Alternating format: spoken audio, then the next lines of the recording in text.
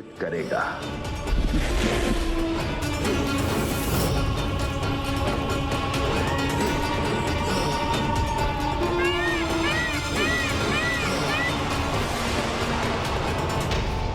वो तो इसी दिशा में आया था, तो यहाँ से कहाँ चला गया वो गणेश?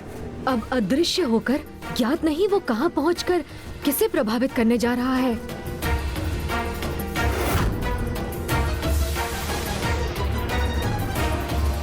गणेश, तनिक लंका की ओर तो देखो।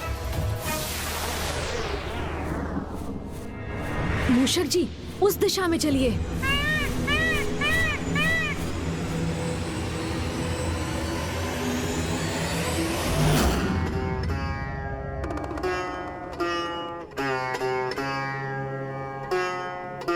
राक्षस राज, क्या आपके प्रति मेरा स्नेह समर्पण पर्याप्त नहीं है? क्या आपको मेरा सौंदर्य भाता नहीं? क्या आप मुझे अपनी अर्धांगिनी के रूप में पाकर प्रसन्न नहीं हैं?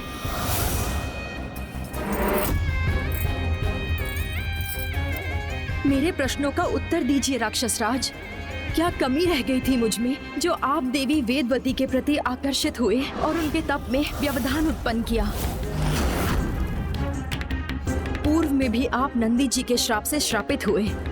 तुम्हारे सर्वनाश का कारण एक वानर सेना ही बनेगी। अब पुनः एक श्राप के भागी बने हैं। क्या आपको अपनी तनिक भी चिंता नहीं है?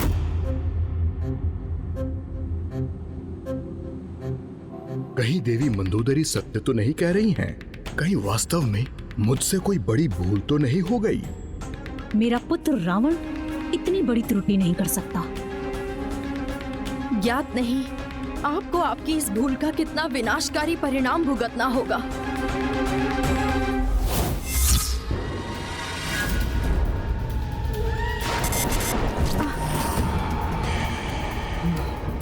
कृपा करके अपने इस व्यवहार पर संयम रखिए राक्षस राज, और पर स्त्री को सदैव सम्मान की दृष्टि से देखिए।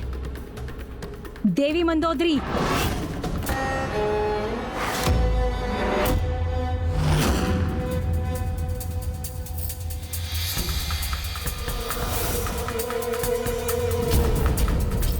शांत हो जाइए आप। राक्षस राज रावण है मेरा पुत्र, और आप उसे उसकी राक्षस प्रवृत्ति को त्यागने का सुझाव दे रही हैं। उसकी जो भी इच्छा है उसे पूर्ण रूप से सिद्ध करने के लिए पूर्ण रूप से स्वतंत्र है वो। किसी भी प्रकार के श्राप की चिंता की कोई आवश्यकता नहीं है मेरे पुत्र रावण को, क्योंकि वो तो अजय है।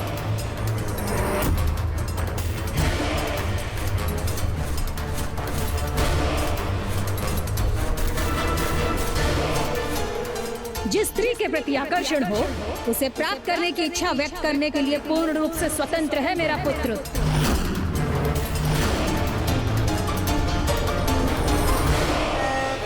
और जो उसे अप्रिय है उसका अपमान और तिरस्कार करने का उसे अधिकार है। यही व्यवहार हम राक्षसों के अनुरूप है, और राक्षस राज रावण को ऐसा करने से रोकना सर्वथा अनुचित है।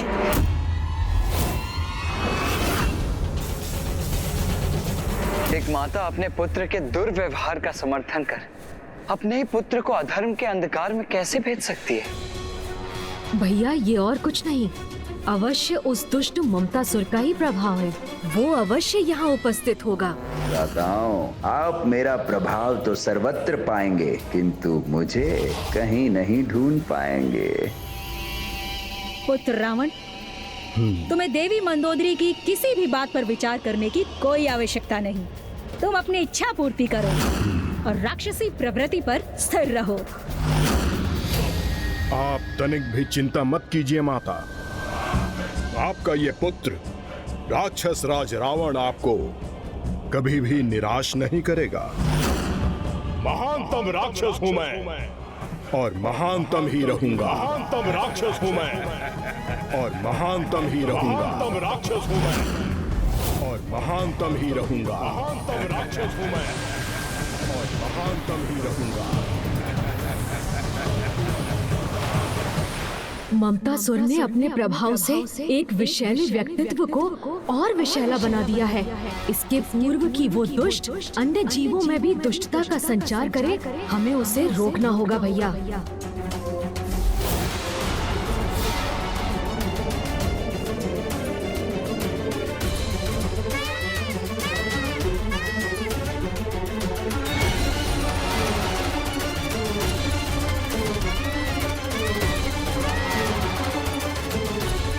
यहाँ तो सर्वत्र मेघ ही मेघ है अनुज गणेश।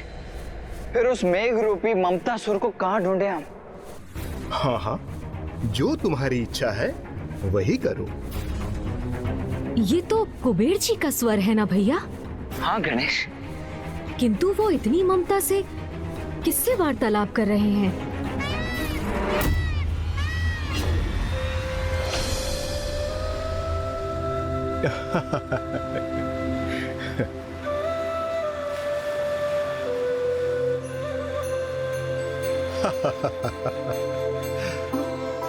मेरे पुत्रों नल कुबेर मणिग्रीव कुबेर, यही तो आयु है आपकी क्रीड़ा करने की।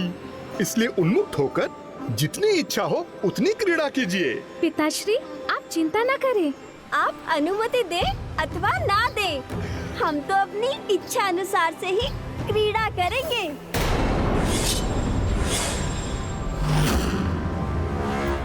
उचित है। नारायण नारायण, ये कैसा अनुचित कथन है कुबेर पुत्रों का। पिताश्री, जब तक हमारा मन नहीं भरता, हम इस नदी के जल में क्रीड़ा करेंगे। तब तक आप यहीं स्थित रहकर हमारे वस्त्रों की देखरेख कीजिए। उचित है, सर्वथा उचित है। ममतासुर ने अपना प्रभाव यहाँ भी स्थापित करना आरंभ कर दिया है अनुज गणेश। कुबेर जी के पुत्र उन्हें आदेश दे रहे हैं कि उन्हें किस प्रकार कार्य करना है।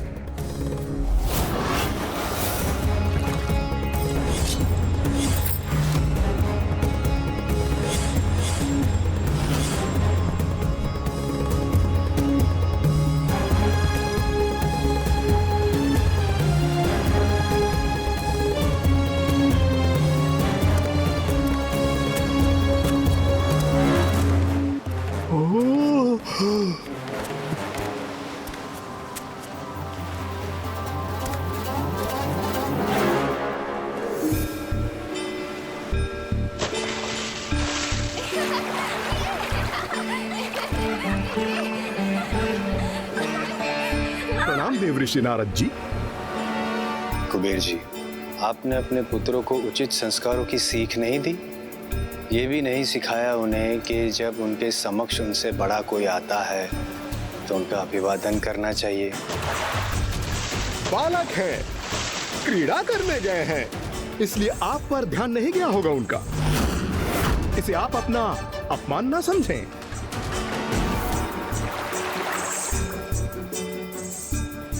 कुबेर जी, अपने पुत्रों को अति आवश्यक सीख देना अति आवश्यक है। ये भी अति आवश्यक है उन्हें समझाना कि पवित्र नदी में यूं संपूर्ण रूप से निर्वस्त्र होकर प्रवेश करना धर्म के विरुद्ध है। देवर्षि, आप भी हमारे समान जल में प्रवेश तो कीजिए।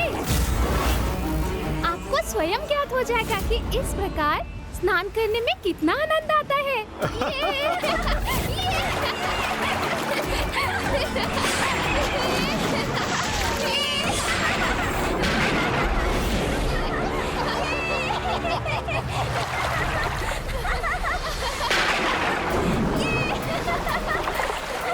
अपनी जल क्रीड़ा में तो खो ही गए मेरे पुत्र। उनके पुत्र देवर्षि नारद की अवहेलना और अपमान कर रहे हैं। पवित्र नदी के जल में कैसे प्रवेश किया जाता है, उस विधि को भूलकर पवित्र जलधारा का भी अपमान कर रहे हैं। और कुबेर जी उसके इस अनुचित व्यवहार से आनंदित भी हो रहे हैं। कुबेर जी, आपकी इस अनुचित ममता ने आपके पुत्रों के दुर्व्यवहार को देखकर भी अनदेखा करने को विवश नहीं किया, अपितु आपकी बुद्धि भी पूर्णतः भ्रष्ट कर दी है। इसीलिए आपके पुत्रों के इस दुर्व्यवहार को आप स्वीकार कर रहे हैं। दोषी है, दोषी है, दोषी। दंड तो अवश्य प्राप्त होगा।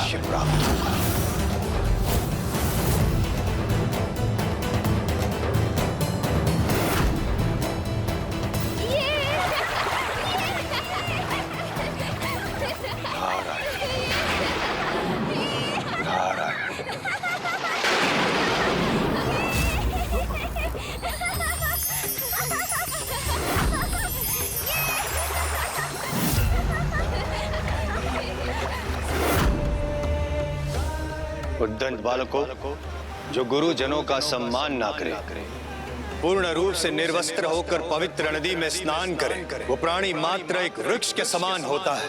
तो जाओ, मैं तुम्हें श्राप देता हूं, तुम दोनों भी इसी क्षण वृक्षों में परिवर्तित हो जाओगे।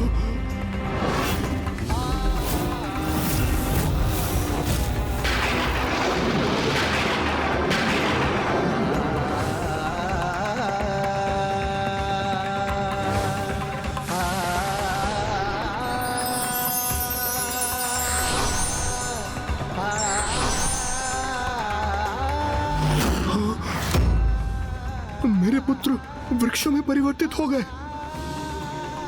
ये कैसा कुप्रभाव है ममतासुर के विकार का, जिससे विकारग्रस्त होकर कुबेर जी भी प्रभावित हो गए और उसका परिणाम अब उनके पुत्र भुगतने पर विवश हो गए। यहाँ मेरा कार्य पूर्ण हुआ, अब अगले लक्ष्य की ओर प्रस्थान करता हूँ।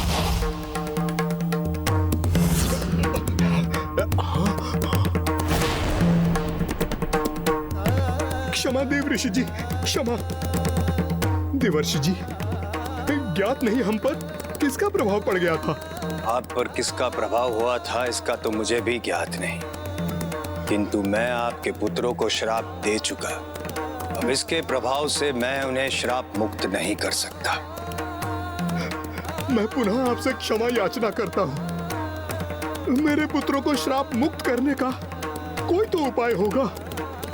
देवर्षि, क्षमा कर दीजिए, क्षमा कर दीजिए मेरे बालकों को, क्षमा कर दीजिए।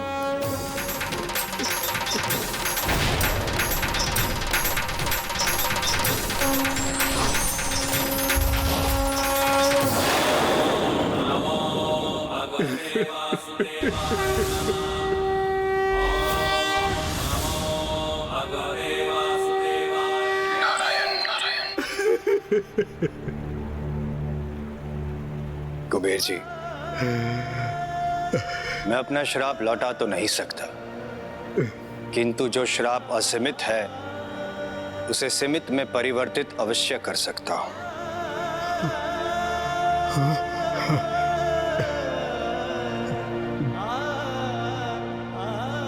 जब प्रभु नारायण स्वयं धरती पर प्रकट होंगे और जब वे बाल क्रीड़ा करेंगे, तब आपके पुत्रों को श्राप मुक्त अवश्य करेंगे। धन्यवाद, धन्यवाद महर्षि।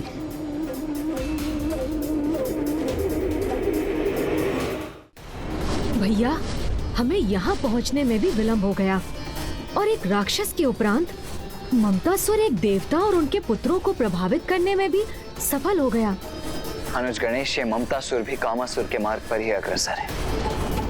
जिस प्रकार कामासुर ने पहले रावण, फिर देवराज इंद्र के उपरांत ऋषि विश्वामित्र को प्रभावित किया था, उसी प्रकार ये दुष्ट ममतासुर भी एक बलशाली राक्षस और देवता को प्रभावित करने के उपरांत अब इन दोनों से भी अधिक महान व्यक्तित्व को प्रभावित करने के लिए तत्पर होगा।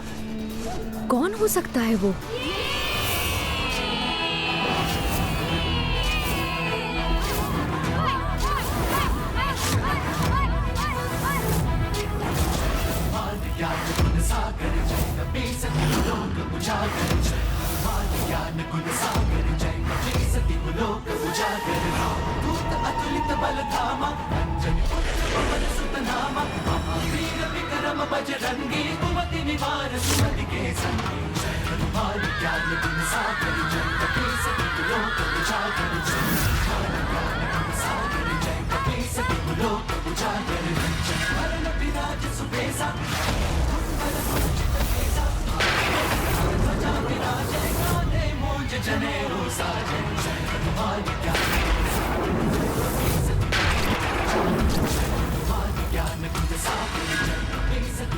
तुम्हारे लिए कुछ भी असंभव नहीं। जय हनुमान।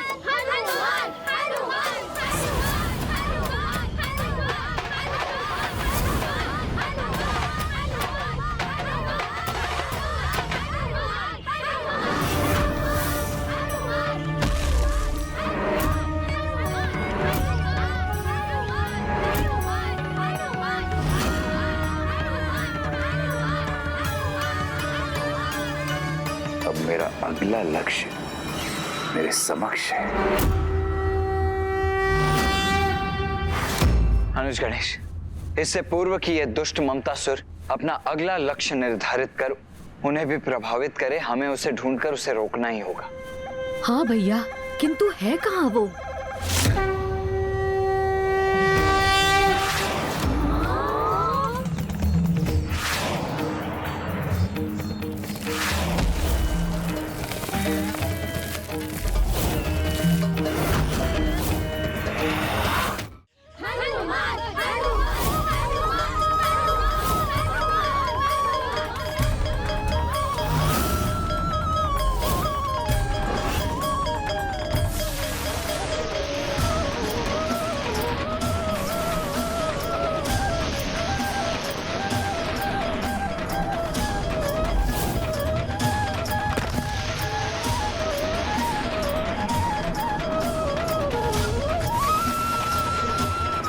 कितने बलशाली हो तुम हनुमान। इस शीला को उठा लिया तुमने हनुमान। अब इसे और ऊपर उठाओ। हाँ हाँ, अपनी अपार शक्ति का प्रदर्शन करो हनुमान।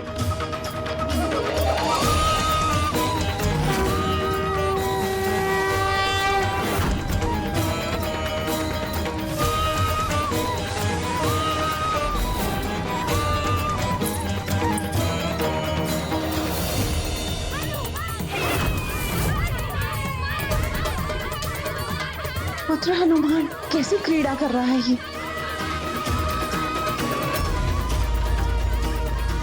माता, यहाँ उन्होंने इस प्रकार मुझे यहाँ देख लिया तो बहुत उलाहना देंगी।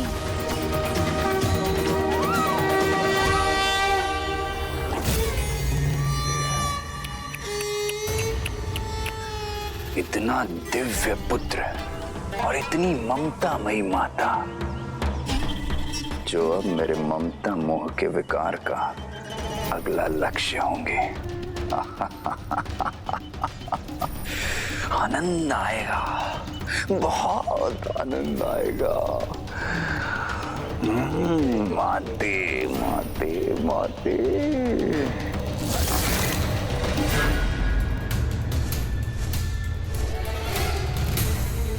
अनुज गणेश, ममतासुर तो उड़कर इसी दिशा में आया था, फिर अचानक अदृश्य कहाँ हो गया? भैया आप चिंता मत कीजिए, हमें शीघ्र ममतासुर का कोई ना कोई संकेत अवश्य प्राप्त होगा।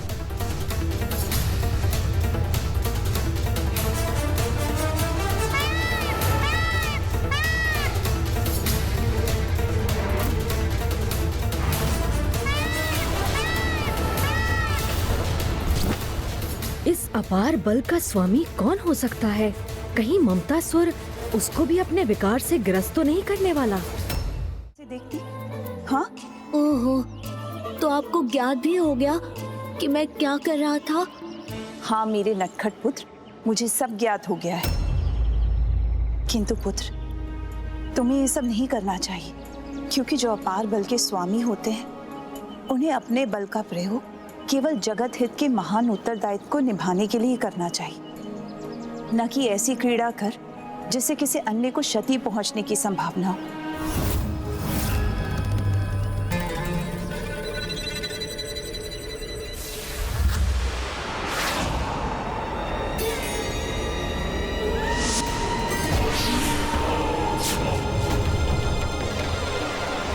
किंतु माता, मैं तो ये क्रीड़ा और मनोरंजन के लिए कर रहा था। माता, मुझे थोड़ी देर और क्रीड़ा करने दीजिए ना।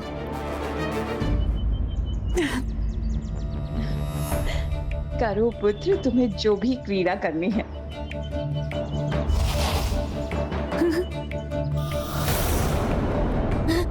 आओ मित्रों, माता ने अनुमति दे दी, अब तो और आनंद आएगा।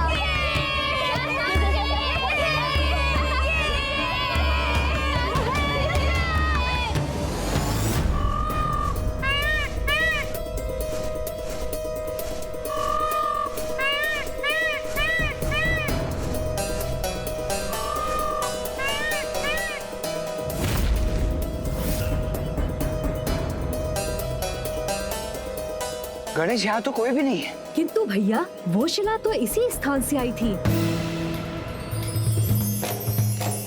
अर्थात हम उचित स्थान पर पहुंचे अवश्य हैं, किंतु इसमें हमें तनिक विलंब हो गया है अनुज।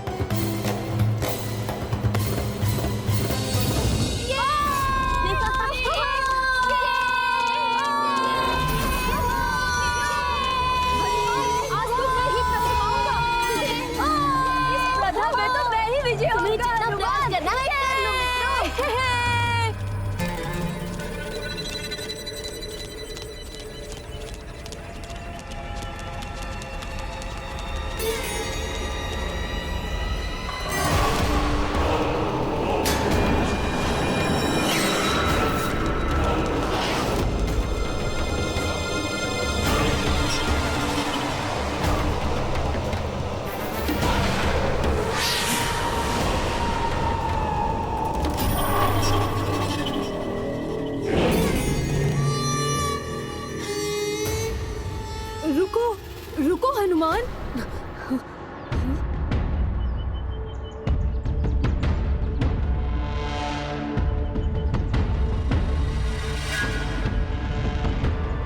वो देखो,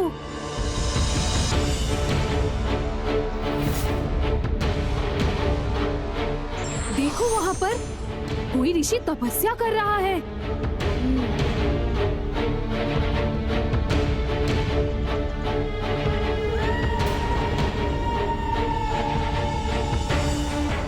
क्रीड़ा करेंगे तो ऋषिवर के तप में बाधा उत्पन्न होगी। कदाचित उचित तो ये होता कि ये यहाँ से किसी दूर ऊंचे स्थान पर तप कर रहे होते, जैसे वो वृक्ष। मेरे अनुसार हमारे कारण ऋषिवर के तप में कोई विघ्न उत्पन्न नहीं होगा। वैसे भी यदि वो यही अपने तप में लीन रहेंगे तो कोई भी पशु उनकी तप में बाधा बन उन्हें क्षति भी पहुंचा सकता है। इन्हें तो किसी ऊंचे स्थान पर ही स्थित होकर तप करना चाहिए। ये सुझाव तो सर्वथा उचित है। उस वृक्ष पर ऋषिवर वन्य जीवों के संकट से सर्वथा सुरक्षित हो जाएंगे। तो सिर्फ इन्हें ही क्यों, इनकी सुविधा हेतु मैं इन्हें इनकी शिला के साथ ही उस वृक्ष पर स्थित कर देता हूँ। फिर बिना किसी बाधा के ऋषिवर सदियों तक अपनी तपस्या कर सकेंगे। हाँ, यही उचित होगा हनुमान। किंतु क्या ये संभव है?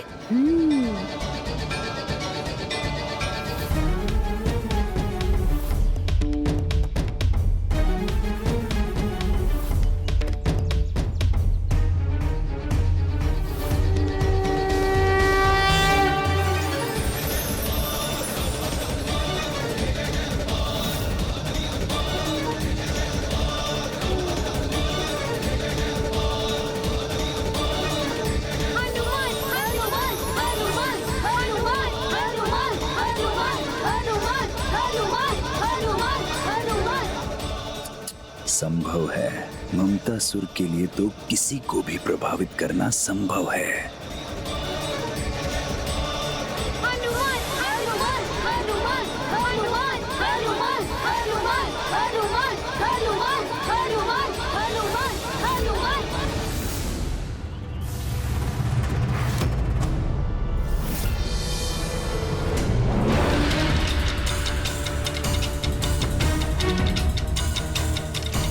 ममतासुर अपने प्रभाव से बाल हनुमान जी को कोई भूल करने के लिए प्रेरित कर सके, उसके पूर्व ही हमें ज्ञात करना होगा कि वो कहाँ है।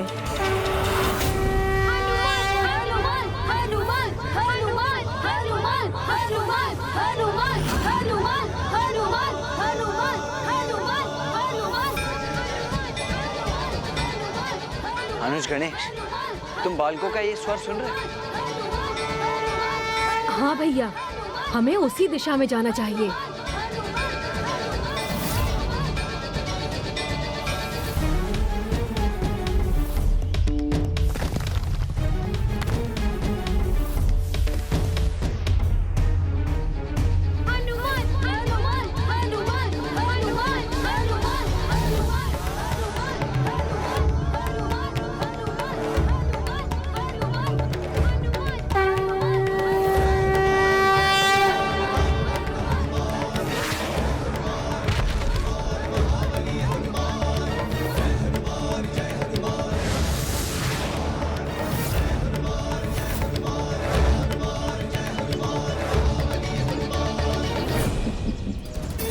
यही तो मैं चाहता था।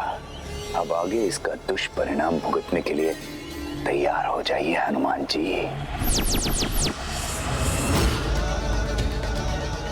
हनुमान हनुमान हनुमान हनुमान हनुमान हनुमान।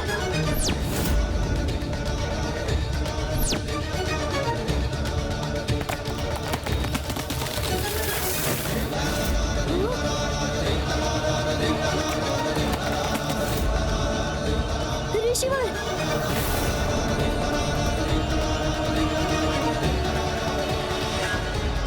ये कैसे संभव है? मुझे इस वृक्ष पर स्थित कर मेरा तप भंग करने का दुस्साहस किसने किया?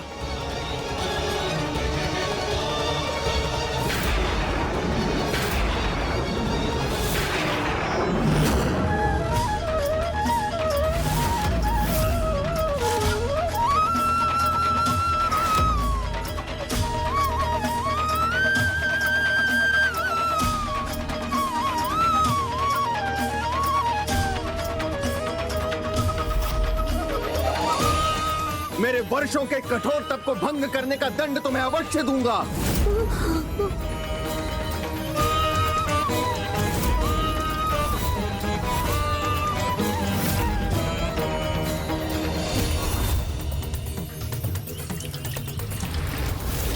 ये तो आरंभ मात्र है मेरे विकार के प्रभाव का।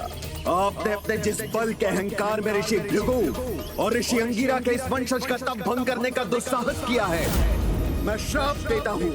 आप अपने उसी बल को एक दीर्घ अवधि के लिए पूर्ण रूप से भूल जाएंगे। आप अपने उसी बल को एक दीर्घ अवधि के लिए पूर्ण रूप से भूल जाएंगे।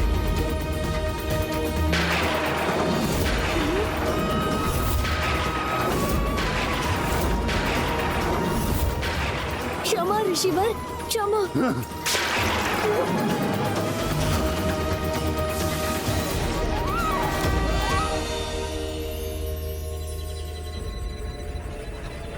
मुझे क्षमा कर दीजिए ऋषिवर। वहां मैंने रावण को उत्तेजित किया और यहाँ हनुमान के बल को क्षीण करने में सफल रहा। तो अब समस्त संसार में मेरे ममता मोह के विस्तार को कोई नहीं रोक सकता, जिसके दुष्परिणाम के साक्षी तो आप भी होंगे गणेश जी। हनुमान जी का जन्म तो प्रभु श्री राम के कार्य सिद्ध करने के लिए हुआ है। यदि वो अपना सामर्थ्य ही भूल जाएंगे तो प्रभु के सहायक बन राम काज करने में कैसे सफल होंगे? मैं इस ममतासुर को इसके कुटिल प्रयोजन में कदापि सफल नहीं होने दूंगा।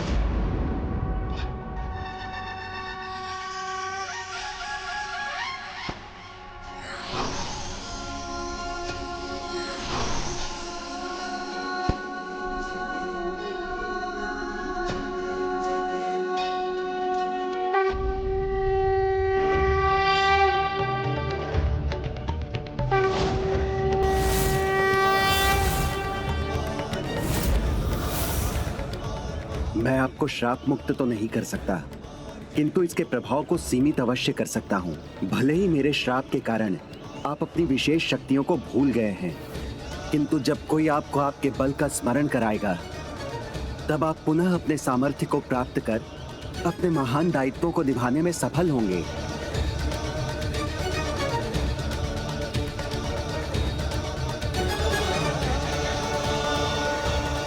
मुझे क्षमा करने के लिए आपका कोटि कोटि धन्यवाद ऋषिवर।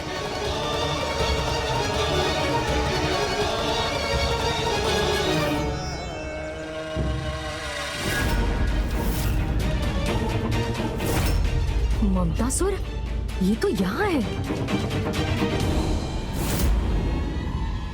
गणेश, इससे पूर्व कि ये दुष्ट पुनः मेघों का रूप धारण कर यहाँ से अदृश्य हो जाए, हमें इसे अपना बंदी बना लेना चाहिए।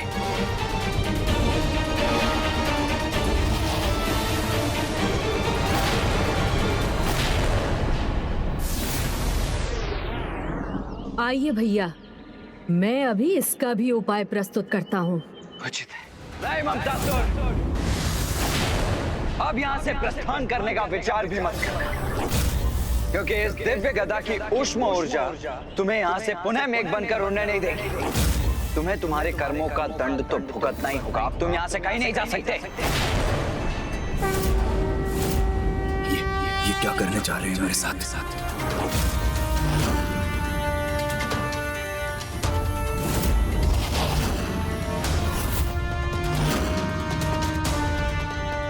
अब इनसे अपनी रक्षा कैसे करूं मैं?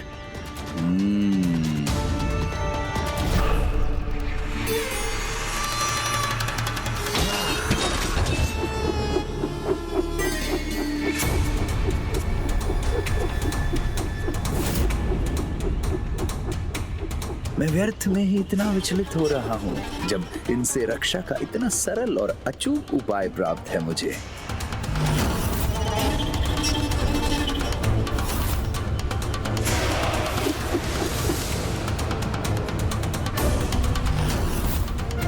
अब ये दुष्ट ममतासुर कैसा कपट करने जा रहा है?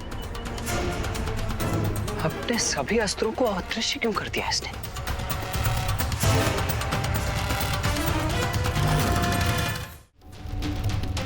जब संसार का सर्वाधिक शक्तिशाली कवच प्राप्त है मुझे, तो मुझे इन अस्त्रों की कोई आवश्यकता नहीं, क्योंकि इस ममतासुर की रक्षा स्वयं माता की ममता करेगी।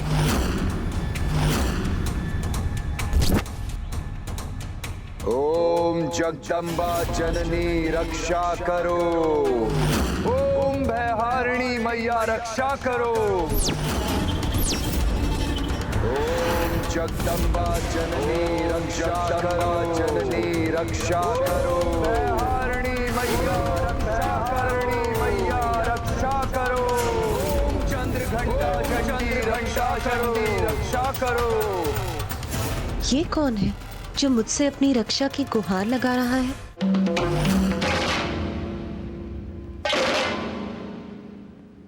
अपने इस पुत्र की रक्षा करो माता। इस निर्दोष को अकारण ही इतना दंड दिया जा रहा है। आपके पुत्र ममतासुर पर संकट की छाया छाई है, जो स्वयं मेरे भ्राताओं ने उत्पन्न की है। याद नहीं मुझे माते कि क्या द्वेष है इन्हें मुझसे, जो ये मुझे क्षति पहुंचाना चाहते हैं। प्रेम पूर्वक मैंने इनकी सेवा की, अपने भवन में स्वागत किया, इनका भोजन कराया, तन मन से सेवा की, परंतु फिर भी मैं दंड का भागी क्यों हो गया हूं माते? और हाँ माते, इन्होंने छल पूर्वक मुझसे वो गदा भी छीन ली जो आपने मुझे मेरी रक्षा के लिए प्रदान की थी। रुको ममतासुर, माँ की ममता का अनुचित लाभ उठाने का प्रयास मत करो। सत्य तो आपके समक्ष है माते। भ्राता गणेश केवल मुझे चेतावनी ही नहीं दे रहे हैं, अपितु आपकी ही दी हुई गदा से मुझ पर प्रहार भी करना चाहते हैं। रक्षा कीजिए माते, मेरी रक्षा कीजिए, अपने पुत्र की रक्षा कीजिए माते। शूलेन पाही नो देवी। अनुज गणेश, जिस मंत्र के जाप को माता कभी अनसुना नहीं करती, सदैव जिसका जाप करने वाले की रक्षा करती है, इस दुष्ट ममतासुर ने माता के उसी रक्षा मंत्र का जाप आरंभ कर दिया है। पाही खड्गेन चांबिके घंटा स्वनेन न पाही, चाप जानी स्वनेन च।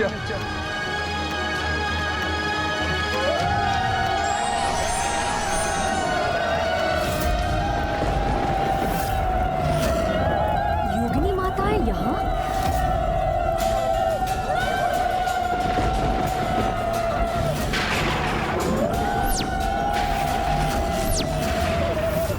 इस दुष्ट के लिए योगिनी माताएं स्वयं प्रकट हो गई हैं। अब देखना भ्राताओं, मैं किस प्रकार आपकी माता के द्वारा ही आपको क्षति पहुंचाता हूं। पहले आपके पिताश्री ने आपकी गर्दन काटी थी, आज स्वयं आपकी माता ही आपकी शत्रु हो जाएंगी। माँ की कृपा से ही ममतासुर की रक्षा हुई, तो अब उसे रोकने का भी एक ही उपाय है। माँ ममता के चरम से प्रभावित होकर ममतासुर को अपनी ममता का अनुचित लाभ उठाने दे रही है। हमें माँ को इसका आभास कराकर उन्हें ममतासुर के विरुद्ध करना होगा। तब माँ स्वयं इसे उचित सीख प्रदान करेंगी। इसके लिए तुम्हारे पास कोई योजना है?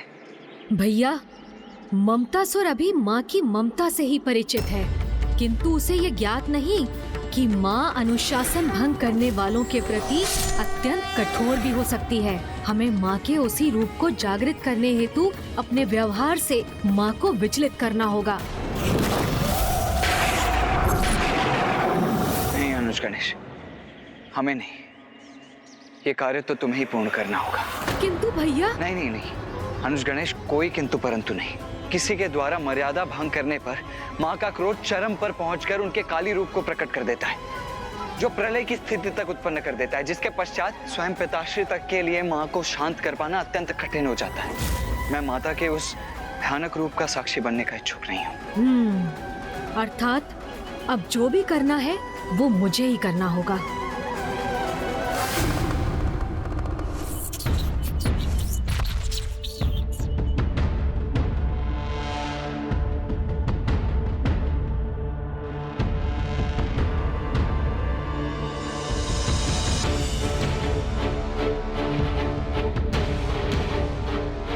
अनुज गणेश, तुम्हारी युक्ति सदा उत्तम होती है, किंतु माँ को क्रोधित करना ये मुझे स्वीकार नहीं है। तुम कोई और युक्ति क्यों नहीं सोच लेते? आप चिंता मत कीजिए भैया, माँ का ध्यान तो उनकी रंगोली पर ही केंद्रित है। उन्होंने हमारी ओर देखकर भी ममतासुर और उसकी दिव्य गदा को लेकर एक प्रश्न तक नहीं किया, तो मेरी योजना को क्रियान्वित करने का यही उचित अवसर है। क्या करूं जिससे माँ अशांत होकर अपने ममतामयी रूप का त्याग कर कठोर अनुशासन स्थापित करने वाली माँ का रूप धारण कर ले। मुझे शीघ्र कोई स्पष्ट निर्णय लेना होगा। नहीं, गणेश की ये योजना मेरे अनुमान से भी अधिक संकट उत्पन्न ना करते।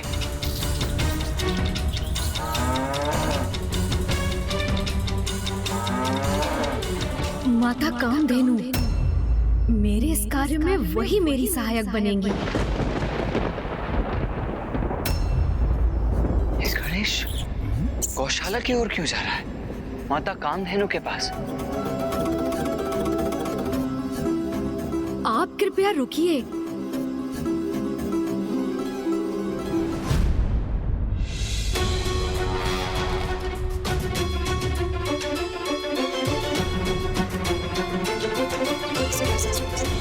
प्रभु, ये क्या कर रहे हैं? प्रभु ने ये गोबर अपने हाथ में क्यों उठा लिया? नहीं नहीं नहीं अनुज गणेश जो भी करने जा रहा है उसका परिणाम अत्यंत गंभीर होगा।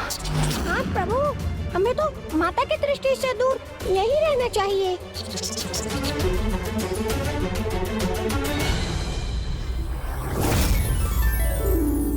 अब मेरी ये रंगोली पूर्ण होने जा रही है। स्वामी इसे देखेंगे तो कितने प्रसन्न हो जाएंगे। मेरी ये योजना अवश्य सफल होगी।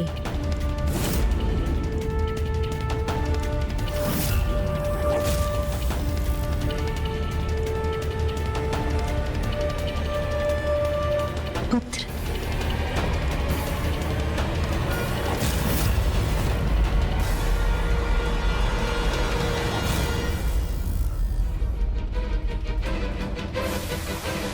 गणेश ने ये क्या कर दिया?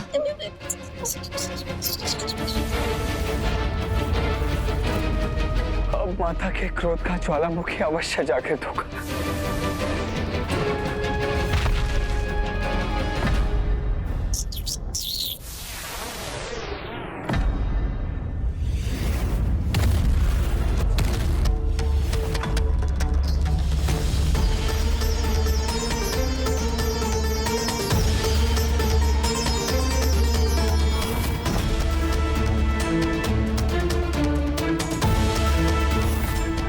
अब माँ अपने क्रोध को रोक नहीं सकेंगी।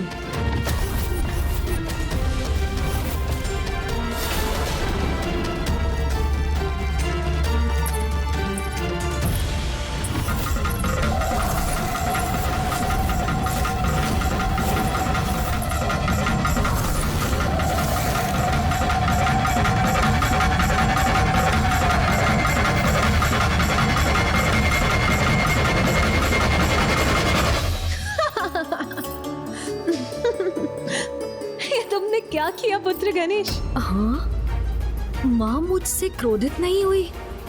माता, गणेश जी ने हमारे समस्त दिवस के परिश्रम को व्यर्थ कर दिया, हमारी रंगोली की शोभा ही मिटा दी। शोभा मिटाई नहीं है, गणेश ने तो अपने अनुसार शोभा और बढ़ा दी है। विश्वास नहीं होता, माँ गणेश की इस उद्दंडता की भी प्रशंसा कर रही है।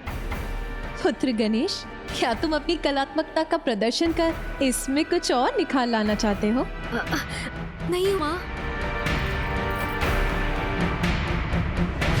मेरे विचार से गणेश द्वारा जोड़े गए इस शुभ गोबर पर हमें पुष्प सज्जित करना चाहिए। इससे इस रंगोली की सुंदरता और बढ़ जाएगी। आज प्रथम बार मैं चाहता हूँ कि माँ मुझसे रुष्ट हो, तो वो उसके सर्वथा विपरीत व्यवहार कर रही है।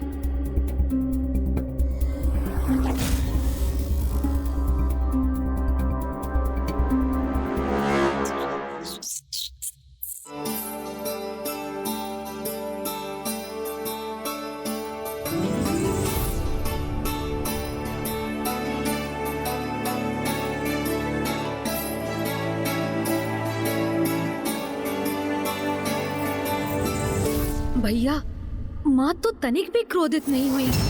प्रसन्न रहो अनुज कि माँ को क्रोध नहीं आया और तुम सुरक्षित लौट आए हो। नहीं भैया, संपूर्ण जगत को ममतासुर से सुरक्षित करने हेतु उन्हें क्रोधित तो करना ही होगा। तभी तो माँ ममता को त्याग कर अनुशासन और शिष्टाचार को स्थापित करने हेतु उस दुष्ट ममतासुर को उचित सीख देंगी। तो अब तुम क्या करने वाले हो अनुज? आप तो मेरी सहायता करेंगे नहीं, तो अब मुझे ही कुछ करना होगा। नहीं, ऐसा नहीं है अनुज, वो मैं बस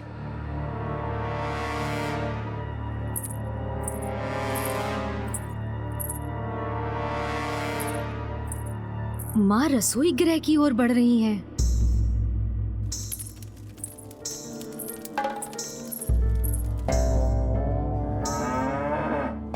सूझ गई युक्ति। हाँ, किंतु रसोई गृह में क्या करोगे तुम?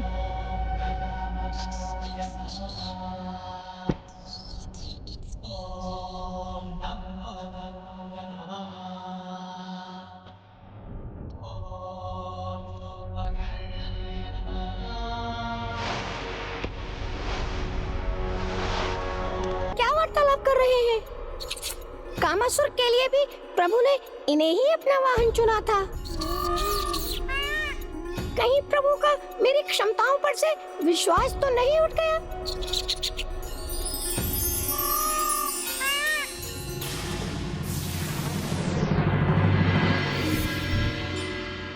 धन्यवाद मयूर जी।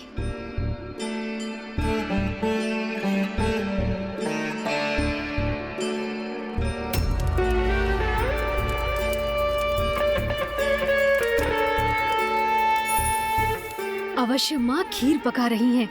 कदाचित यही उचित समय है। प्रभु ये कर क्या रहे हैं? गणेश अब कदाचित माँ के द्वारा खीर के पकाए जाने में बाधा उत्पन्न करने जा रहा है। क्षमा कीजिए माता, इससे आपको तनिक सुरसुरी होगी, किंतु कृपा कर आप मेरी सहायता कीजिए।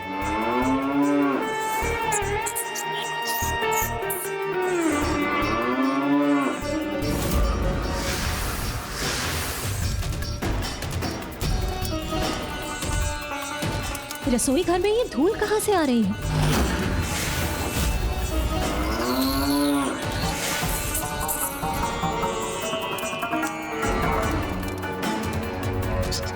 ये आप क्या कर रहे हैं प्रभु?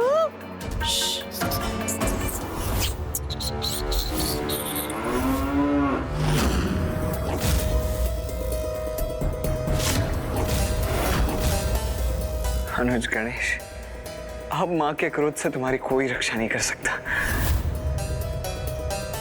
पुत्र गणेश, पुत्र गणेश, पुत्र गणेश। पुत्र, आज ये नटखट बालक के समान क्रीड़ा क्यों कर रहे हो तुम? इसमें बहुत आनंद आ रहा है तुम्हें। उचित है, यदि क्रीड़ा करनी है तो करो, किंतु ना अब देवी कामधेनु को सताओ और ना ही अब मेरे कार्य में कोई व्यवधान उत्पन्न करो। मुझे खीर बनाने के उपरांत पूजा भी करनी है। माता इस बार थोड़ा रुष्ट तो हुई, परंतु क्रोधित नहीं। माँ, कुछ तो क्रोध कीजिए। आज आपका क्रोध कहाँ लुप्त हो गया है? अब तो मुझे पूजा में बाधा उत्पन्न कर ही उनका क्रोध जागृत करना होगा। श्रृंगी जी, वो प्रभु ने जो कार्य दिया था वो संपन्न हो गया है क्या? अरे नहीं हुआ तो हो जाएगा, गणेश जी साथ है ना।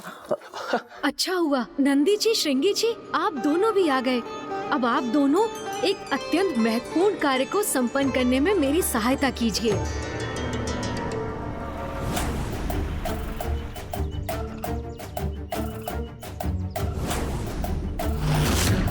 अनुज गणेश, अब तक तो तुम अपनी योजना में सफल हो नहीं पाए, तो अब क्या कर रहे हो तुम ये? भैया, मैं माँ की पूजा की सामग्री एकत्रित कर रहा हूँ। पूजा की सामग्री? तो अनुज, तुम बेलपत्र जैसे शुभ वृक्ष के पत्र एवं अन्य फलों के स्थान पर ये विषैले धतूरे और अखवन के पत्र क्यों एकत्रित कर रहे हो, जिनका शुभ कार्यों में प्रवेश ही निषेध है? क्योंकि भैया, अब तो माँ के क्रोध को जागृत करने का यही एकमात्र उपाय शेष है। माता का क्रोध?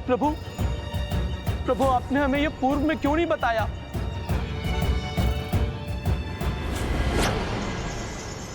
हम आपका साथ नहीं दे सकते गणेश जी। पूजा के समय माँ को किसी भी अनुचित कार्य से विचलित करना उचित नहीं है। क्या तुम्हें स्मरण नहीं है, जब स्वयं पिताश्री ने अपने ब्रह्मचारी रूप में माँ की तपस्या में व्यवधान उत्पन्न किया था, तो उसका क्या परिणाम हुआ था? बस।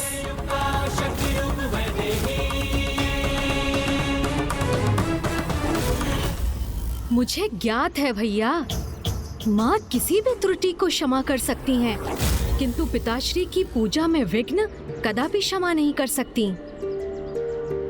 अनुज,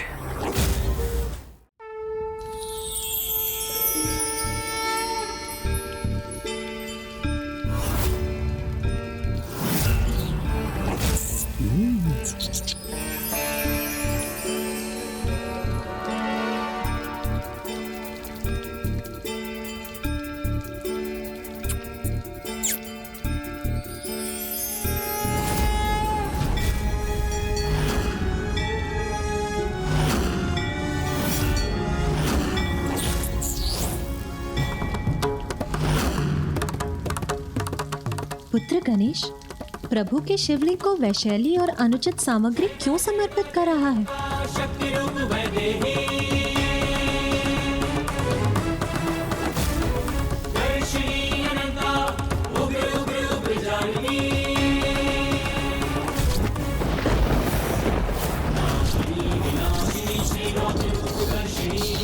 ऐसी अनुचित पूजा क्यों कर रहा है गणेश?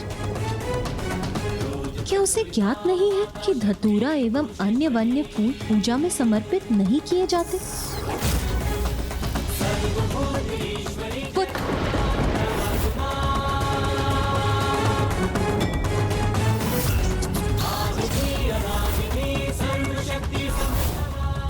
मैंने माता की पूजा भंग की है, अब तो वो अवश्य ही क्रोधित होंगी।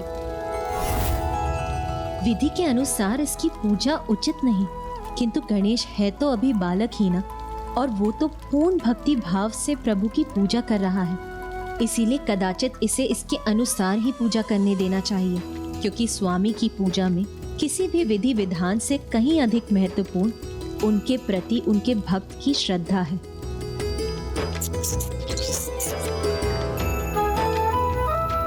पुत्र, तुम सर्वप्रथम अपने अनुसार पूजा संपन्न कर लो, उसके बाद मैं अपनी पूजा आरंभ करूंगी। माँ ने तनिक भी क्रोध नहीं किया मुझ पर, ये कैसे संभव है? माँ ने पुनः क्षमा कर दिया गणेश को? क्या हुआ पुत्र, अब ऐसे स्तब्ध क्यों हो? अपनी पूजा पूर्ण करो पुत्र, विलंब मत करो। अवश्य माँ।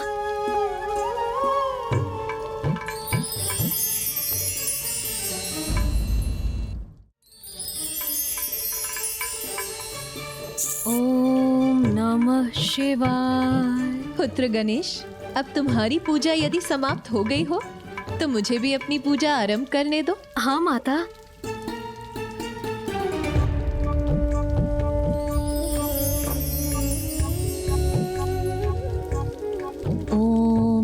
नमः शिवाय। भैया, मेरी ये योजना भी विफल हो गई। बस अब बहुत हुआ अनुज गणेश, तुम अपने सभी प्रयास कर चुके हो, किंतु कदाचित तुम्हारी इस योजना का असफल होना ही उचित है। नहीं भैया, हमें इसमें सफलता प्राप्त करनी ही होगी। मेरी प्रथम भूल पर माँ हंसने लगी थी, फिर दूसरी भूल पर वो कुछ कुपित हुई और तीसरी भूल पर तो वो क्रोधित होने ही वाली थी कि उन्होंने स्वयं को रोक लिया। अर्थात एक अंतिम प्रयास और करना चाहिए। गणेश जी, मुझे यहाँ से प्रस्थान करना चाहिए। आप मुझे आज्ञा दीजिए। वैसे भी माता की पूजा तो अब संपन्न होने वाली है, तो उन्हें प्रभु के आहार के लिए दुग्ध एवं फलों की आवश्यकता होगी, तो मैं दे के आता हूँ।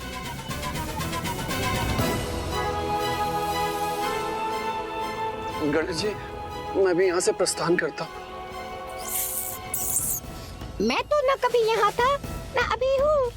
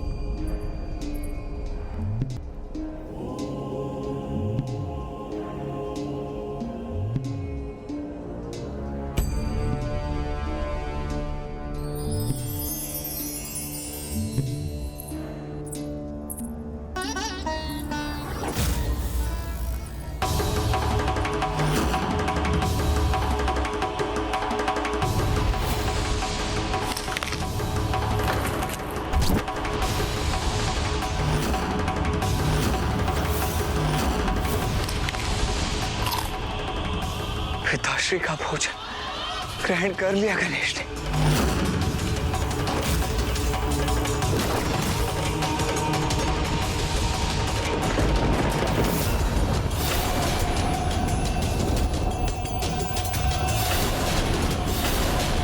बस बहुत हुआ गणेश, बस बहुत हुआ गणेश, बस बहुत हुआ गणेश।